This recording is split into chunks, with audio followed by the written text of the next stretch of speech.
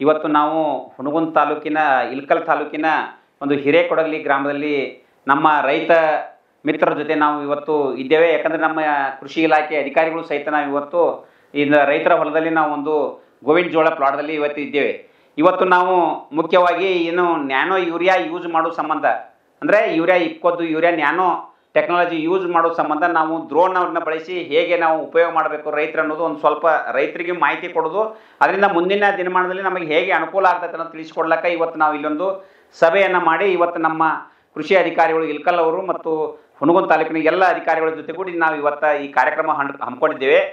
ಇದರ ಮುಖ್ಯ ಉದ್ದೇಶ ಅಂದರೆ ಈಗಾಗಲೇ ಈ ವರ್ಷ 25-26ನೇ ಸಾಲಿನಲ್ಲಿ ಯೂರಿಯಾ ಬಳಕೆ ನಮ್ಮ ಜಿಲ್ಲೆಯಲ್ಲಿ ಹೆಚ್ಚಾಗಿದೆ ಅಂತ ಒಂದು ಕಂಡು ಬಂದಿದೆ. ಆ ನಿಟ್ಟಿನಲ್ಲಿ ನಾವು ಯೂರಿಯಾ ಬಳಕೆಯನ್ನು ಕಡಿಮೆ ಮಾಡಬೇಕು. ಈಗಾಗಲೇ ಸರ್ಕಾರದ ವತಿಯಿಂದ ಸಹಿತ ಯೂರಿಯಾ ಬಳಕೆಯನ್ನು ಕಡಿಮೆ, ಯಾಕಂದರೆ ಜನರ ಮೇಲೆ ಅದರ ಪರಿಣಾಮ ಭಾಳ ಜಾಸ್ತಿ ಆಗ್ತದೆ ಅನ್ನೋ ತಿಳ್ಕೊಂಡು ಈಗ ನ್ಯಾನೋ ಟೆಕ್ನಾಲಜಿ ಯೂಸ್ ಮಾಡ್ಕೊಂಡು ಕಡಿಮೆ ಪ್ರಮಾಣದಲ್ಲಿ ಉಪಯೋಗನ ನಾವು ಮಾಡ್ಕೋಬೇಕತ್ತೆ. ಹೆಂಗಂದ್ರೆ ಈಗ ನಾವು ಯೂರಿಯಾ ಚೀಲನ ಉಪಯೋಗ ಮಾಡಿದಂದ್ರೆ ಅದು 45 kg ತೂಕದ ಚೀಲ ಇರ್ತೈತಿ, ಅದನ್ನು ಸಹಿತ ತೊಗೊಂಡು ರೈತರಿಗೆ ಬರೋಕೆ ಈಗ ಪ್ರಾಬ್ಲಮ್ ಆಗತೈತಿ. ಈಗ ನಾವು ಒಂದು ಬಾಟ್ಲಿ ಅಂದ್ರೆ ಒಂದು ಸೈಕಲ್ ಮೋಟ್ರಿನಾಗ ಒಂದು 5-6 ಲೀಟರ್ ಅವ್ರು ಹಾಕೊಂಡು ಬಂದ್ರಂದ್ರೆ ಒಂದು ಬಾಟಲ್ ಏನು ಅರ್ಧ ಲೀಟರ್ ಇರತ್ತಲ್ಲ, ಇದು ಈಕ್ವಲ್ ಟು 1 ಎಕರೆಗೆ ಬರ್ತೈತಿ ಮತ್ತು ಒಂದು ಚೀಲಿಗೆ ಈಕ್ವಲ್ ಸಮ ಆಗ್ತೈತಿ. ಆ ನಿಟ್ಟಿನಲ್ಲಿ ಇದು ಮಾತ್ರ ಏನೈತಿ, ಅದು ಆ ಯೂರಿಯಾ ನಾವು ಬೇರಿನ ಮುಖಾಂತರ ಕೊಟ್ಟಾಗ ಬೇರಿನ ಮುಖಾಂತರ ಬರುತ್ತೆ ಬೆಳೆಗೆ, ಇದು ಎಲೆಗಳ ಮುಖಾಂತರ ನಾವು ಕೊಡಬೇಕೈತಿ. ಆ ನಿಟ್ಟಿನಲ್ಲಿ ಈಗ ಏನು ಸೆಂಟ್ರಲ್ ಗೌರ್ಮೆಂಟ್ದವರು ದ್ರೋಣ ದೀದಿ ಅಂತೇಳಿ ಏನು ಒಂದು ಸ್ಕೀಮ್ ಮಾಡಿದಾರ, ಅದ್ರ ಜೊತೆಗೆ ನಮಗೆ ಇಫ್ಕೋ ಕಂಪ್ನಿ ಬೇರೆ ಬೇರೆ ಕಂಪ್ನಿಯವರು ಸಹಿತ ಇದನ್ನ ಪ್ರತಿ ಎಕರೆಗೆ 400-500 ರೂಪಾಯಿ ತಗೊಂಡು ಸಹಿತ ಬಾಡಿಗೆ ಕೆಲವೊಂಥದ್ರಲ್ಲಿ ಹೊಡೆಯಕತ್ತಿದ್ದಾರೆ. ಆ ನಿಟ್ಟಿನಲ್ಲಿ ಕೆಲವೊಂದು ಭಾಗದ ರೈತರು ಗೋವಿನ ಜೋಳ ಬೆಳೆಯವರಾಗಲಿ, ತೊಗರಿ ಬೆಳೆಯವರಾಗಲಿ, ಕಬ್ಬು ಬೆಳೆಯವರಾಗಲಿ ಇದನ್ನ ಉಪಯೋಗ ಮಾಡಿ, ಹತ್ತಿ ಬೆಳೆಯವರಾಗಲಿ ಭಾಳ ಉಪಯೋಗ ಆಗ್ತದೆ. ಯಾಕಂದ್ರೆ ಕಬ್ಬು ಆಗಲಿ ಗೋವಿನ ಜೋಳ ಆಗಲಿ ದೊಡ್ಡದಾದಾಗ ನಾವು ಒಳಗೆ ಗೊಬ್ಬರ ಕೊಡಕ್ಕೆ ಬರಲ್ಲ. ಆ ನಿಟ್ಟಿನಲ್ಲಿ ನಾವು ಏನೈತಿ ಈ ಡ್ರೋನನ್ನು ಉಪಯೋಗ ಮಾಡ್ಕೊಂಡು ನಾವು ಈ ಟೆಕ್ನಾಲಜಿ ಉಪಯೋಗ ಮಾಡ್ಕೊಂಡು ಸ್ಪ್ರೇ ಮಾಡಿದ್ರೆ ವಿತಿನ್ 4 to 5 ಮಿನಿಟ್ನಾಗ 1 ಎಕರೆ ಕವರ್ ಮಾಡ್ತೈತೆ.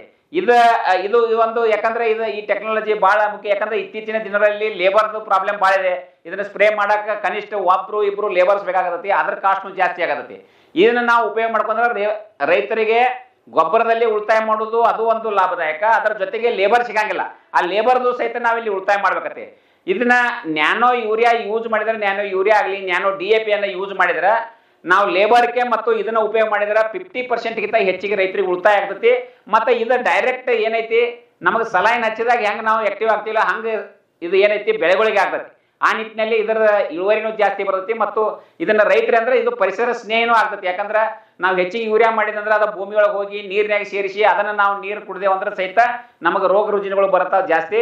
ಇದನ್ನ ಈ ಟೆಕ್ನಾಲಜಿ ಯೂಸ್ ಮಾಡಿದೆವು ಅಂದ್ರೆ ನಾವು ಆರೋಗ್ಯವಂತರಾಗಿ ಇರ್ಬೋದು, ರೈತರು ಕಡಿಮೆ ಖರ್ಚಿನಲ್ಲಿ ಹೆಚ್ಚಿನ ಬೆಳೆನೂ ತೆಗಿಯೋಕೆ ಸಾಧ್ಯ ಆಗತ್ತೆ. ಆ ನಿಟ್ಟಿನಲ್ಲಿ ರೈತರು ಇದನ್ನು ಹೆಚ್ಚಾಗಿ ಉಪಯೋಗ ಮಾಡ್ಬೇಕಂತೇಳಿ ನಾನು ವಿನಂತಿ ಮಾಡ್ಕೊತೀನಿ. ಇನ್ನಷ್ಟು ಅಪ್ಡೇಟ್ಗಳಿಗಾಗಿ ಫಾಲೋ ಮಾಡಿ ವಿಜಯ ಧ್ವನಿ ನ್ಯೂಸ್.